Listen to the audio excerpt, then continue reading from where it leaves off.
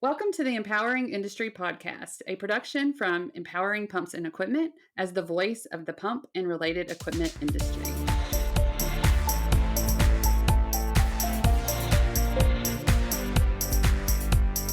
Hey, everybody. Welcome to episode 72 of the Empowering Industry Podcast. This is coming out on Labor Day. It is September the 6th, everybody, 2021. I'm your host, Charlie Matthews, Crimson Tide fan, and I'm joined by my co-host, Bethany Wallback, who is an Aggie fan. It's game day weekend. I'm so excited Aggie football's back. I brought this in just for the occasion. Where's my shaker? Where are my Aggies at? It's no fair. She has the sound effect button, and I don't. I can't make it stop. Send me. I mean, I can do thought it. That Roll Tide. That's all I need. I was going to say, I thought the only sound effect that Alabama has was the sound of Nick Saban crying every time he doesn't win by 50 points. Okay, no one wants to hear that on our podcast. He says, "Just do your job, y'all. Just do your job." That's awesome. I am, as you all can tell, really excited to be here this Friday before we head into a long weekend. Sorry, I said Friday. We're recording on Friday. You're going to hear it on Labor Day, like Charlie said. And we're really glad that you pick us like you do every week. And do us a favor and leave us a rating and review so that we can show up for other listeners like yourself. And this week is a normal show. Like every week, we're going to talk to you about something in social media that you need to know, preview the news from Empowering Pumps and Equipment, and then introduce you to a really cool industry influencer. But big week, Charlie. Tell us how it went for you. I did. I had a great week. I was supposed to be in Chicago this week and or last week, however you want to say that. Anyway, Ida messed up my plans. She dropped a lot of rain, and my child couldn't have his football game on the Tuesday. It was moved to Thursday. And it's his first middle school, 8th grade game. And Go Jags. Go Jags. And he was supposed to be the running back and like the linebacker. And I just couldn't not be there. And so it was a hard decision. I had some really fun things I was going to do in Chicago. And but I just felt like such a good mommy this week. I was like, I did the right thing. And he showed out. I swear his name was called like 10 times as making a tackle. And so, it was just really, really great. And so I had told one of our friends, Griff, he comments a lot on Instagram. I had told him about my challenge, and he posted, "You're a super mom," after the game. And I was like, thank you so much. So I guess I'm doing a little early shout out to him. That's awesome. Bethany, it was a good week. What about you? Well, before I get to my week, that reminds me of Mike Lasses, who I think in his interview, he talked about how he had to miss some games and stuff for his boys when they were young. And that helped kind of him transition into leadership so he could be there for more games. And thank you for the reminder. I feel that way. Yeah, I feel like that. I feel like I worked so hard when they're little and maybe they don't remember all of that. But now they will remember, and I just have to be there. So, that's awesome. Good point. So my week was really good. I'm finally feeling a little back to normal. My house was in quarantine for a couple of weeks. And so we were full-time everything around here. And the boys finally went to school. Baby Jack is at his first day of school today, right now. I'm in the house by myself. I don't know what to do. You're not going to hear a baby cry. You should take a break. You should really take a break after this and just sit in the silence. I should. But so it's been a really good week, and just kind of it felt like a little bit of a return to normal for me personally and our family. And I'm just excited to be here. And I'm headed to the beach this weekend for Labor Day. So all Very around fun. good week. Yeah. Yes, we'll be energized. Not that we're not energized right now for this one, even more next week. Or really tired, one or the other.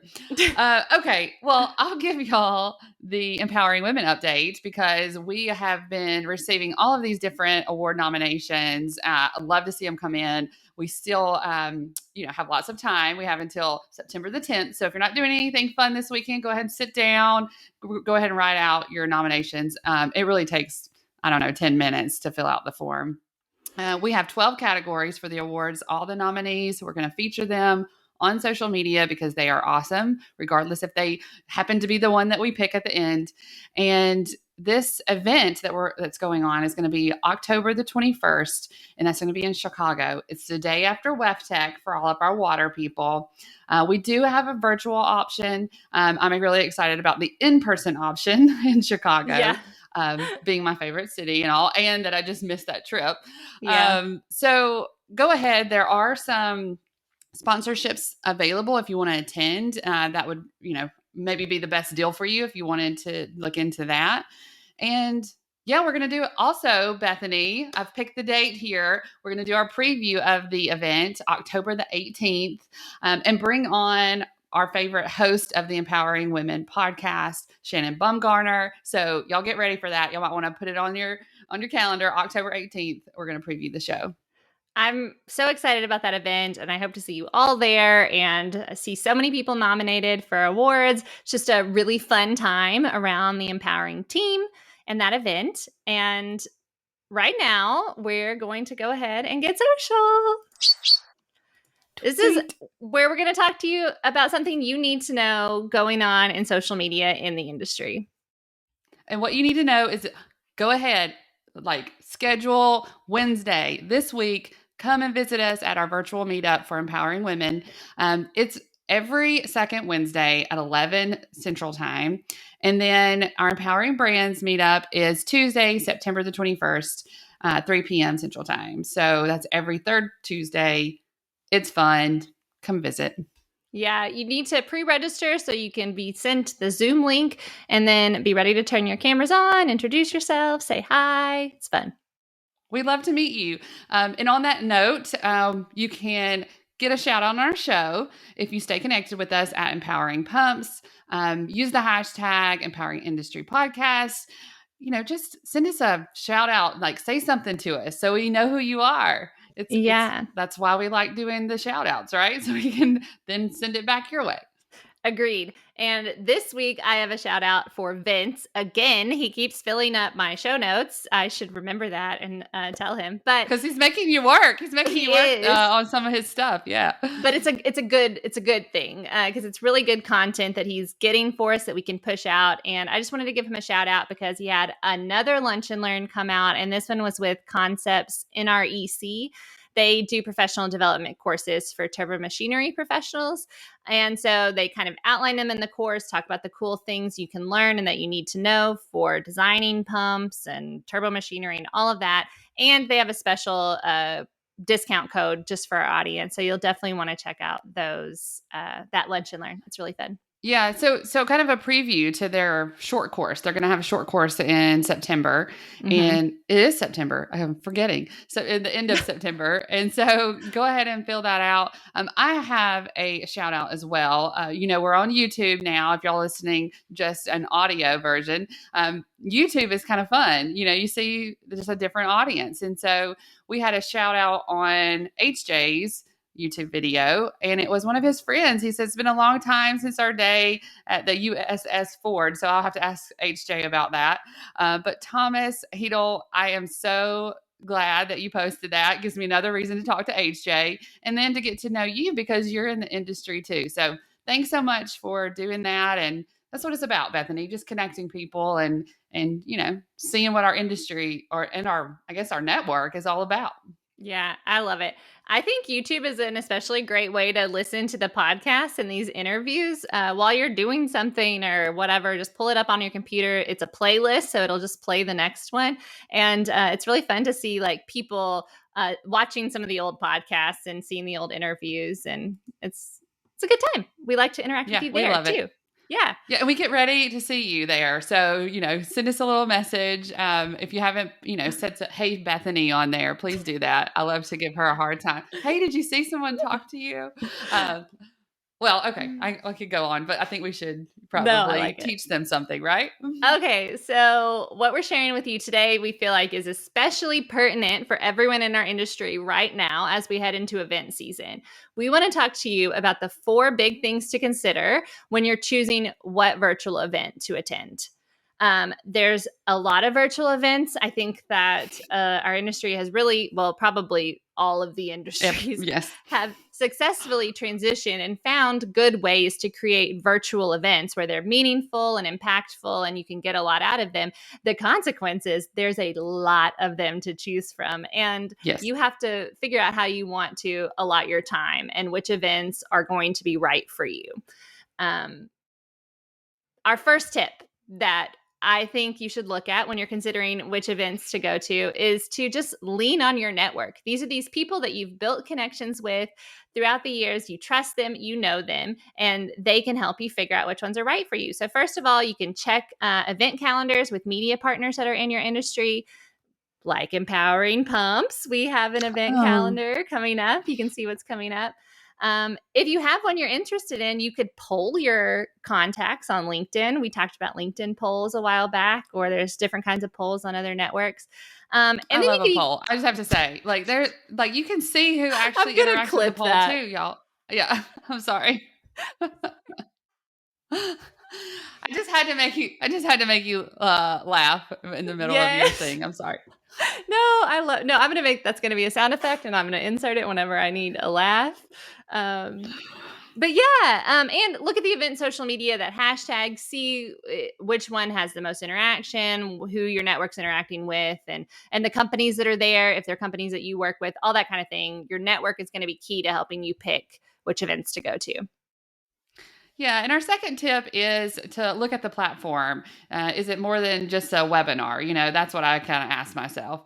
I've attended a lot of these, and I've seen a lot of the different platforms. So it may not be as easy for you to pick these out, but ask the questions. Is it live? Is it on demand? Can you engage with other attendees? This is key for me, and we'll get into that a little bit later. But are there opportunities to ask questions? Are you going to get to, actually talk to the speakers? I mean, this is really important part. And then I like the gamification part. Are people going to be interacting? Can you video chat with people? All these questions to ask as you're planning your day. And how is this going to influence how much time you're going to spend in this event? Yeah, 100% agree. And you can also look at the program. Do they give you education credits for attending? Do they have any kind of, continuing education units or credits towards a qualification or a certification that you need? That could help. That's important and you would need to know as you're going in. Do you know any of the speakers? Do the topics resonate with you? And then also what types of sessions there are. I think there's a lot to gain from having a panel session and hearing what a panel has to say about a topic rather than just a lecture sometimes. But they're all equally good for their own purpose. So just kind of seeing what your different options are and if there's a variety of them. Yeah, and I think there's just different learning styles too, Mhm. right? So just pick maybe somebody just wants to go and listen to webinars, right? That's the way that they learn. That's okay. But when we're thinking about these events and the amount of time that you spend, just really make sure that you're in there and you're investing your time well. I do love panels too. Yeah. By the way, you just get that group think, which I love. Okay, so the last one here is to look at networking opportunities. And for me, this is the biggest, and it's one of the best benefits that I know when the platform allows for it. So the opportunity to network at events, we love that in person, but we also can do that virtually. And so we've done a couple episodes on that when we were doing our own. So maybe look back on that on how to network within these platforms. But if people, I'm losing my thought here, but they sometimes have little rooms that you can network in, little meeting rooms, and it can feel weird just to chat send somebody a chat message or a direct message that you've never met within a virtual room. And so look for forced networking, I guess is the best way to say that. Are they having any happy hours, or are there ways to join and chat with other people within a panel or a session? So just really think through your day and think, okay, how can I engage with these people? If you're in sales and you're trying to kind of go to a virtual event and you want to know everybody that is there, that's attending, and how you can reach out to them, make sure that you look at their bios and see. So long story short, it goes back to the first one. You got to rely on your network and really make sure that you're picking the event that makes sense for building your network and engaging and learning. And yeah, I went all around the world that way with networking, but yeah. Well, because it's so important, and it's so important to you, and it's how you get the most out of an event. And so you really want that for a community. And I think when you're picking these, really, I think making sure that there's video, I feel like is really a big factor, because it just feels more like less forced when you're just trying to meet someone. If you can talk to them, see their reactions and all that kind of stuff. And then, know that you're going to get out of an event what you put into it. If you don't really care that much and you're just like, not going to turn my video on. I get disappointed, Bethany, when I go to an event and I think, okay, I've scheduled this time out of my day, hours, and then I can't interact with anybody. And it's just, you're just there and it's on demand, or, you can watch the videos later. You're like, well, I could have done this in a different way. So let's up front tell people how they're going to be able to engage and network and talk to the speakers. That's really important. And then allow them to put it in their schedule the best way they can. Yeah, which I think that's the big takeaway for me from our 4 tips. You've talked to your network, you've looked at the program, you know that there's networking. But to really decide if it's worth it for you, you need to kind of plug it into your schedule and see if you have the time to network, to listen to the sessions live, or somewhere where you're really going to get your money's worth for attending this event. And if the people that you need to talk to are there. I think that's the big key here. Yeah. Yeah. And I think I would love to share one with everybody. Yeah. The LRVS, which is the Lubrication and Reliability Virtual Summit, is going to happen September 14th and 15th. But before that, they're having a pre-conference this week. So you can go ahead and sign up and you can interact with some of the speakers. They're doing a lot of this particular platform has a lot of different features. So if you want to see one that has it all, sign up and check this out. So takeaways from the event, best learned practices for operation and how to implement things, recorded sessions, documents are available during the session for sure. But the best part is you get to be there on camera with the speakers, with our community, the maintenance community. And you just get to know these people, and it's like you're hanging out with your friends and learning. That's the best kind of conference, in my opinion.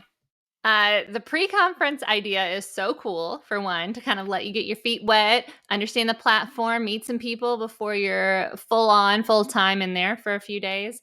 And I've just loved seeing LRVS, making sure I get the initials in the right order, interact on social media. They've got great speakers who are in our community. And I think it just makes me appreciate what you've been telling us for a while, is that the maintenance community is awesome. Yes, they're so about supporting other people and communicating on social media. And it's just been fun to watch. And so I'm really excited to watch this event unfold. Yes. And, I believe that this is how it went. You join the maintenance community, you interact with your friends, there's common knowledge shared there. Oh, by the way, we know a lot about lubrication and reliability. Why don't we do a summit? That easy. It was networking first. So, I love stuff like that.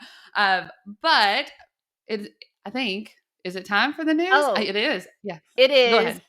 Before we get there, let us know what virtual events that you are planning on going to. We want to keep up with you and follow along on social media. So use that hashtag Empowering Industry Podcast and let us know what events that you are going to, so you can share with your network. And like Charli said, great. Yeah. Now we'll get into the news.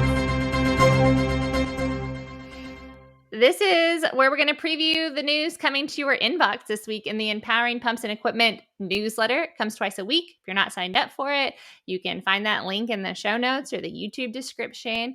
And we're going to start each week with our introduction of the person of the week. And this week, it's Amanda Hunter, a senior service solutions consultant at Grunfus. Yeah, and I'm really excited about her. And so you get a little preview of her story in the newsletter, but I get to interview her next week. So I'm really excited about that, to bring you that a little later, I believe in October.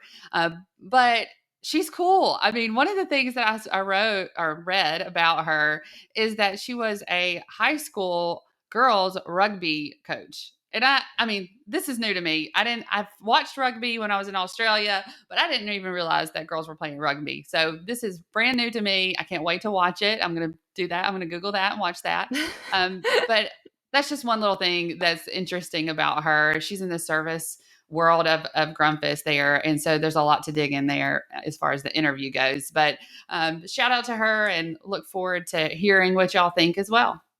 Yeah, and nominate someone you know for Person of the Week. We love to share people and their stories in the industry that deserve to just have a spotlight shown on them and to build their network. So just submit a name. That's all you got to do. A name and email. We'll take care of the rest. Awesome. Okay, so my news story is 10 tips to improve operations of saltwater disposal pumps. Okay, this is by Triangle Pump, one of our partners. And what we're going to talk about is in the oil and gas industry, a large amount of salt water is collected during the process of oil production. This salt water must be disposed into zones, and that requires 3,000 to 4,000 pounds of pressure. Sounds like a very hard thing to do. Can we just say I didn't know any of those things, so thank you for educating me. But that's fascinating. I live in Houston, and I didn't know that making oil made salt water. So that's there's crazy. So many things, you know. And okay, so let me go into it a little bit more. So because of the high pressure and the corrosive saltwater environment, the functionality of these disposal pumps require a special type of maintenance protocols. And Charlie Turner goes and creates this white paper. He has 30 years of experience in troubleshooting reciprocating pump applications. And so it's going to teach you, 10 tips. So check it out. You never want to operate positive displacement pumps without a pressure relief valve. That's one of the tips. And I think that's all I'm going to give them, Bethany. So you can just... My story that I'm going to share with you is from Flowserve. It's Power Station Circulating Water System Assessment. Basically, it kind of outlines a problem and a solution that Flowserve gave to a power plant and walks you through exactly what they did. So the challenge that they had was that a multi-unit power station was concerned that circulating water system serving two of its units was operating at a low efficiency and causing derated unit performance. And what Flowserve did was they performed through a hydraulic study of the circulating water system to confirm that the low flow conditions were impacting the system performance. So because of that hydraulic modeling and analysis, they recommended retrofitting to circulating water pumps. And that basically would increase the water flow to the condensers and reduce the back pressure and increased flow should marginalize the flow inequality, which would otherwise correct without undertaking major modifications to the piping. So they were able to save doing major modifications to the piping at the system just by retrofitting a couple of the condensers there. So really cool article. They go into a lot more detail about the problem and the solution and the big testing that they did, which I thought was pretty neat, that they were able to map a lot of things to their testing. So Flowserve is always doing lots of stuff with IIoT and testing and all of that kind of stuff. Absolutely. And we appreciate these things. And we appreciate you taking the time to create the case study that we can, share with everybody so that they can learn as well. So thank you, Flowserve. Agreed. Okay, into our industry interview this week that I'm really excited to get to listen along with. She knows all the cool people, y'all. She knows them. So Simon Bradshaw, he is the engineering director at CIRCOR Pumps Americas, and that is in Monroe, North Carolina. I haven't been there, but you can invite me. I'd love to come, Simon, so I'll just go ahead and let you invite me there. He has a lot of history in the pump industry, and he supported the Hydraulic Institute and development of pump standards and best practices guidelines, which is really important. But his responsibilities there at CIRCOR is quoting, design, executing orders for positive displacement pumps. And I always like when we talk about PD pumps because I remember when it was just kind of, okay, we need to stop talking about centrifugal pumps and now let's really focus on PD pumps. So his knowledge is needed for creating these guides and standards for them as well. And thankfully, he's been in the industry 34 years and he has a lot of knowledge to share. And he does that with us on the interview, and also just a really fun interview. I enjoyed it a lot. So I know you know him from your days back in the Pump Symposia, right? Yeah, he's on the advisory committee for the Pump Symposium. So I've been in a few meetings with him, and he's always super knowledgeable. And I love hearing about what he has to say about the industry, and is just really passionate about educating the industry, especially, the pump industry. And as we're seeing, baby boomers retire, and we're training a new group of people, and he just has a passion for that. And it's really, really fun to watch. And I loved this quote on his bio that says, talking about his 34-year career, he said he attributes this to having never exhausted the fun and inherently in moving fluid between two improbable locations. So yes, which is what y'all do every day, right? Yeah. How can I get this fluid over there? That looks like it's not going to happen. Yeah, so fun. Okay, they're amazing. Well, yeah. So without further delay, here's your interview.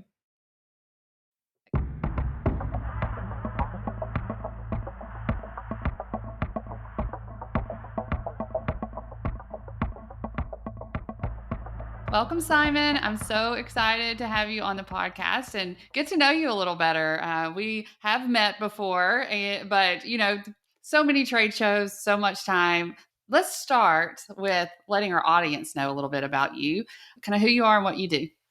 Okay, so my name is Simon Bradshaw. Currently, I work for CIRCOR, specifically Pumps Americas, and in that role, I look after all of the engineering that these guys do, actually including applications engineering. So that's pretty much everything from when we kind of quote through to when we design, build, test the thing. That's a lot of people that you're managing too, right? I'm going to say it's about. It kind of fluctuates, but it's about low 40s. I mean, it's a number. What's kind of interesting is it's a number of locations. So you've got kind of geography, you've got time zones, you've got culture differences. I mean, we've got people in the USA. We've also got people in the Netherlands, in Germany, and in India. So that's awesome. Yeah, and where are you located? So I'm located just south of Charlotte, North Carolina, Monroe. Technically, I mean it's actually very close to Charlotte, but it's actually the city of Monroe is where they. But your accent is definitely not from the Carolinas. No, I originally from the UK. I came to the US in 1997, October 1997 to be exact, and kind of been there on and off pretty much ever since. I did 2.5 years. I was out in Switzerland, and then I came back. Apparently, I must like the US. So. Yeah. Well, the Carolinas are beautiful, and my in-laws live in Greenville, South Carolina, so I definitely love going to that area and all the waterfalls. Right, it's a nice part of the world, that So. Yeah. Well, let's go, I guess, stay there a little bit and tell me a little bit how you got into this role of engineering and into our industry, the pump industry. Well, it was completely by accident, to be truth be told. So if you kind of rewind back to 1986, I wanted to go to university. I did not have the money to go to university. It's as simple as that. So I basically took it upon myself to do a search to try and find companies that would pay, at least in part, for my education. And I went around with what was probably the worst sales pitch in the world, which was, please give me money to go to university or something like that. I don't think it was any more sophisticated than that, to be perfectly honest. So I went around a few companies, some of which are now gone, long since gone. So it's probably a good choice they didn't. They didn't. That you didn't go with They them? didn't go Yeah. with them. And there was one company called Weir Pumps, which is based in Cathcart, Glasgow, in Scotland, and they did not have a university sponsorship program. But coincidentally, myself and another person who I didn't know, who was doing it entirely separately, kind of convinced them to start one. So they started one. So the deal was I would go there. I did a kind of truncated apprenticeship, and then they would pay, at least in part, for me to go to university, and they'd give me a job during the summer. So it was a pretty good deal all around. And that was basically it. That's how I got in. And I didn't know anything about pumps at that time. I mean, I was completely ignorant of what they did, or what utility they were in the world. I was just looking to looking to further my education. So it was kind of a nice coincidence in the end. I kind of Weir Pumps, of course, is no more. Well, it's kind of morphed through so many acquisitions, and it's now part of Clyde Union Pumps, which is part of Solaris Flow Technology. Just in case anybody's curious about where it ended up. So they're still there. I think that's just the common theme of kind of all these pump companies adapting and changing. But yeah, did you kind of just stay, in the pump industry? Did you leave at any time? No, I didn't leave, actually. I mean, I as I got into it, I kind of realized how kind of massive and curious it was. I mean, for me, as an engineer, I like kind of interesting stuff. I like learning things, and the reality is that the pump industry is so broad, has so many applications, that you never stop learning. You're constantly realizing pretty much every day how little you actually know, even after 30 plus years. So someone once told me, I can't remember exactly who it was, that pumps are the second most populous machine on the planet after electric motors. I've looked and I've never found data to support that. So it may be kind of a false claim. I don't know, but regardless, when you think about pretty much everything in everyday life, pretty much anything we touch needs a fluid moved from some place to some other place in order to support it. And like my AC systems is getting replaced. Well, we can't hear it, so no worries there. Yeah, so that's it. I mean, it's endlessly fascinating. Yeah. And I'm curious because I've been watching you, that's why I asked, do we really meet in person? Because I have just watched you over the years posting all of this knowledge and different resources, I guess is the best way to say that. And most recently, I saw that you started this pumping corner through LinkedIn. So tell us about that. Why did you create that? Well, again, that's kind of more, I kind of come on all of these things by accident. So when I was kind of checking just before the interview, I went back and looked where my earliest post was, and it was in 2014 on LinkedIn. That's awesome. Wow, that's a long time. I realize I've been on there that long. But the motivation for doing the pump corner is the same as the motivation for LinkedIn, was just to experiment and see what kind of group of like-minded people I could reach. What attracted me to LinkedIn was, it's primarily a written medium, and for an introvert, like me, that's nice. I can write in my slightly quirky style, and nobody notices when I'm, that I'm kind of looking at my shoes when I talk, right? Which is a kind of classic engineer thing. So so it comes with the benefits and none of the anxiety. Yeah, exactly. And, it gives you that platform to share your thoughts with like-minded people. Yeah. In just, the professional network, if you will. I think a lot of people show up there to learn and network. Yeah. Yeah. And I think you hit a good point. Is it's really what LinkedIn should be about, is that sharing of knowledge and and building on it. And so, LinkedIn recently introduced this newsletter functionality, which is the pumping corner. It's a kind of silly name. I just kind of picked it off the cuff because I had to call it. I thought it was clever. So it was completely off the cuff. I decided they force you to call it something. So I was like, oh, yes. I better call it something, or I'm not going to get any further along here. So I came up with a name, and just to, again, it was just experimentation to see how it is, because it's sort of, I guess it kind of mails out everybody, and it sort of tries to get people to subscribe and all these kind of cool things. So it's just kind of interesting to see how it works out more than anything. Well, I'm curious of how you decide on what you write about.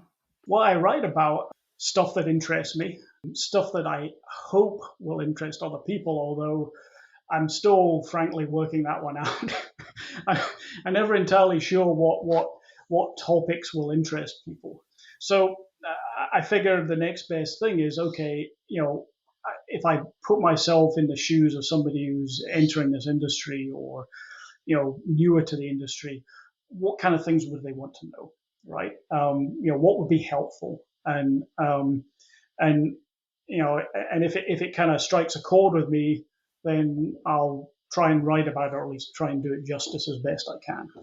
So. Well, good. Well, we're glad anytime that we can have your knowledge shared. We like to use that term where we're from. But I'm curious, that, and I guess I am just curious a lot when I get to see somebody that is so active on LinkedIn. I think mine goes back to 2008, but I was just figuring it out then. So, being in that engineering role and kind of managing other engineers, you must see so many different problems that come in that you're trying to solve. And, my curiosity is that question that, people ask all the time, what keeps you up at night? What keeps me up at night? Failing, frankly. So it's a Dilbert truism, actually. It's in one of Scott Adams' books that when you get stuff right as an engineer, you get a certificate of appreciation and a handsome plastic frame. And if you get things wrong, you can potentially cause the deaths of hundreds or thousands of people. And, not every failure is as critical or as horrible as that. But, those are, I can remember nights when I've set up and I'm running through a problem that we've encountered, or one that we might run up against, and you're clicking off all of the probabilities in your head and trying to work out how you can mitigate them, or what happens if something does happen. How would you, what's plan B or C or whatever. And I may think of the most compelling example. So back when I was a young engineer, back in 1988, July 6th, to be precise, I was working at Weir Pumps, and the Piper Alpha disaster happened. Now, for those who are unfamiliar with that was a North Sea oil platform, which is off of the east coast of the UK, that had a catastrophic series of explosions and fire. It killed 167 people. Only 61 escaped. Now, Weir Pumps provided the firefighting pumps for that platform. And it was pretty clear in the early, the aftermath, the early days afterwards, that the firefighting system hadn't worked as it should have. It hadn't suppressed the fire, it hadn't stopped the explosions, it hadn't done anything. So, I can still remember to this day, us sitting around and discussing, had we done something that had contributed to that the deaths of those people, we didn't know one way or the other. Now, subsequently, when they did a big investigation, a big inquiry, they found that the firefighting system had been turned off manually to do some maintenance. In fact, they had divers in the water and such like, and it had not been turned back on. And that was what contributed to the disaster. So the system didn't even turn on when it should have. So the stuff that we made had not contributed to the loss of life, but it's a pretty. But like you would have brought it into you as a problem. Yeah, it's a for sure. sobering Yeah. reminder that you do something wrong, and there's really bad consequences with it, potentially. So, I still remember that one. It's still, you know, it gets me emotional actually even thinking about it, to be quite honest. Yeah, keeping you accountable for that, but also that perfection level is very strong. And I tell my son this a lot because I think he's a little bit of a perfectionist, and I also call him an engineer a lot because he's very mechanical and Yeah. and inquisitive and like researching and different things. And but I'm like, well, I guess if you really want our engineers to be perfectionists, I guess we don't want anything, it's always one way or the other with him, right? Hmm. It's precise, it's right or wrong, exact. That's the best way to describe it. Yeah. It's exactly this way. And so I think that's a gift. And if you take too much of that on yourself, then you can cause some mental health there, Yeah. issues there. But within reason, it's a good thing to really have that gift of Yes, I mean, perfection. certainly as an individual contributor, being able to focus in on the detail at times, it's very beneficial to have that ability to kind of go through things. And generally, for a lot of the stuff you're doing at that level, it's either right or wrong. Now when you're managing people, or in the case of an engineering team, herding cats is probably a better analogy in my opinion. Is there's a lot more gray around doing that, and it's something you have to learn to maybe not enjoy, but at least cope with. I mean, the way I look at leadership is it feels a lot like falling. You're going to hit stuff on the way down. You just don't know how hard and unpleasant it's going to be when you do. But it's going to happen, because that's just what you're put in that position for. Is you ultimately, the responsibility stops with you. Right, wrong, or indifferent. So. Yeah, and I think with that, and you're just leading people and knowing that you have this understanding of all that. I think that's what makes it work. I mean, we talked about what makes people kind of have an error at work. It's not that they're trying to. It's Mhm. just kind of that human nature that something we're going to mess up. It's going to happen, and how do we deal with it? Yeah, absolutely. I mean, we're all struggling souls, and there's you really you need to build things such that you can error proof them to the extent possible, because, as you said, I mean, people want to do a good job. I mean, it's extremely rare that you'll come across a situation where somebody's actively taking the other path, let's say.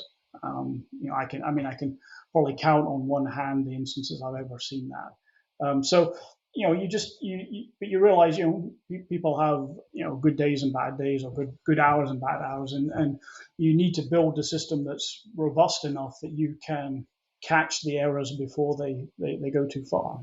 Yeah, like in the system you were talking about with the fire safety, I think there would probably be some type of auto check or something after that of how long has this been off, and that had been implemented Yeah, after that. yeah, So lots of programs, service, and equipment that we can build to kind of help us be more yeah. efficient. And yeah, so just as we've been talking, I love the fact that you share your knowledge and your experience, and that you're leading other engineers. But is there anything else, like advice wise, that you would give just to our listeners who may be thinking about this role? But a career in engineering? Yeah. Oh goodness me! I mean, as you could go on for a long time, bore people silly. I would say two things: stay curious and be humble, because you will be wrong, and you'll be wrong. If you're anything like me, you'll be wrong multiple times, and the ability to bounce back from that and accept that you made an error, and then combined with the curiosity to understand why it happened and how to do better, are things that are going to help you through your career to continue to grow, and frankly, for your own mental health. And at the end of the day, because if you're gonna be one of these people who can't accept that they could have done something wrong, it's not going to be a lot of fun. It just really isn't overall.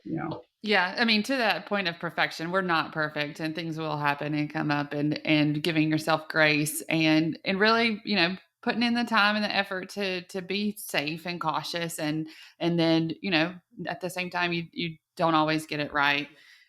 So I think that is a great message for anyone listening to this. And, I'm excited to kind of see what you do next. But hopefully we'll get to see each other at the next TPS. I think they're in December this year, but I'm looking forward to getting back at it. I'm hoping to get down there. I think it should, fingers crossed, things will be, continue towards a little bit more normal, and we should be back to, having in-person events, because even an uber introvert like me misses them, frankly. Just being able. Yeah, we got to know what we don't like, right? No, I'm kidding. I'm kidding. Well, thank you for your time today. I have had such a great time getting to know you and talking through this. And if anybody wants to reach out to you, what's the best way for them to do that?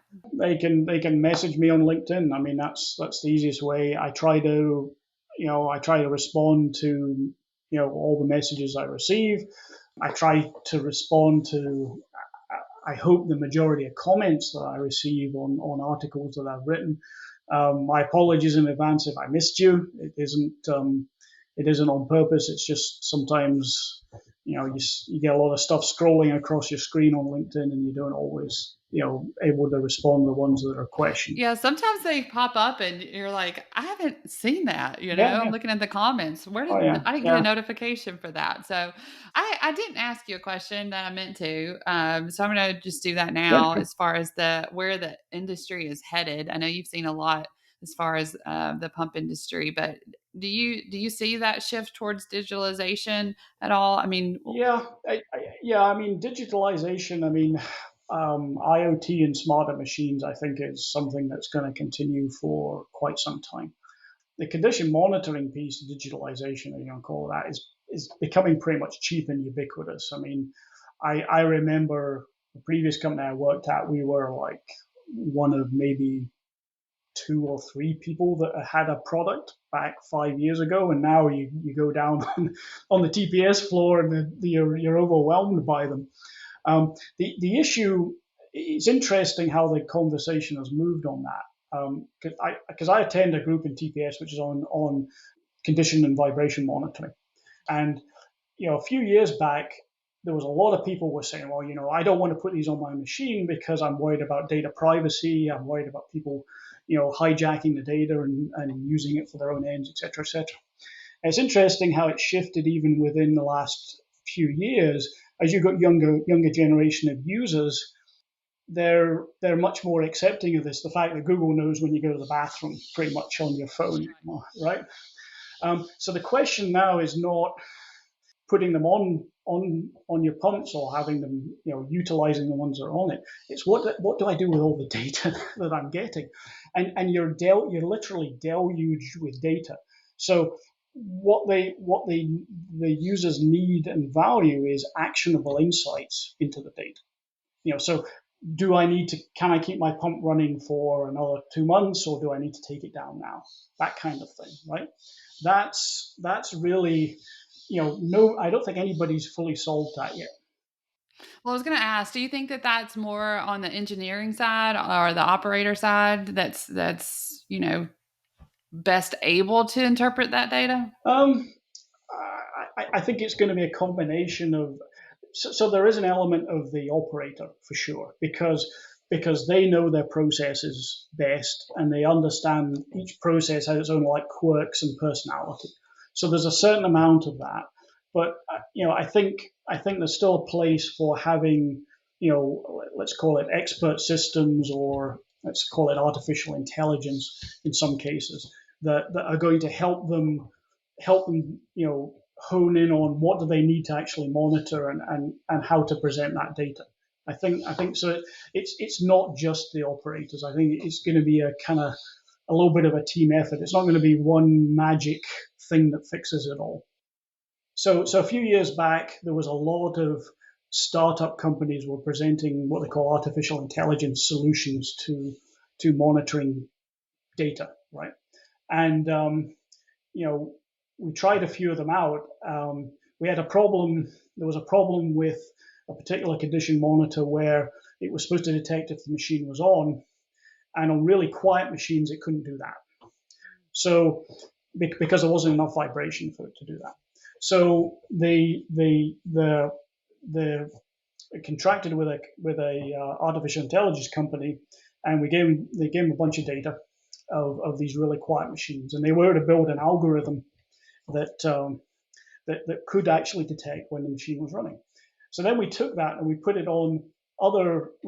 update onto all these other condition monitors on these really noisy machines, and it thought they were off.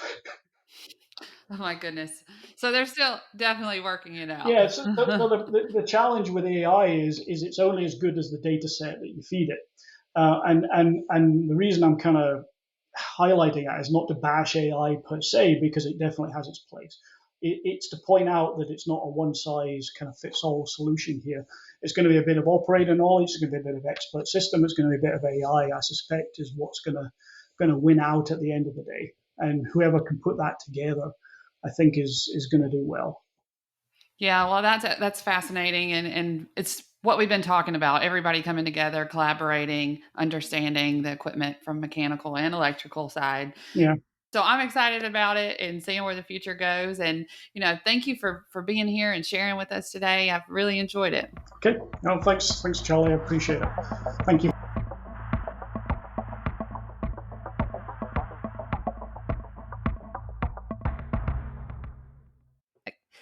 And we're back. Charli, thanks so much for having Simon on the show. It's great to hear from him. And I know that our listeners enjoyed the interview as well.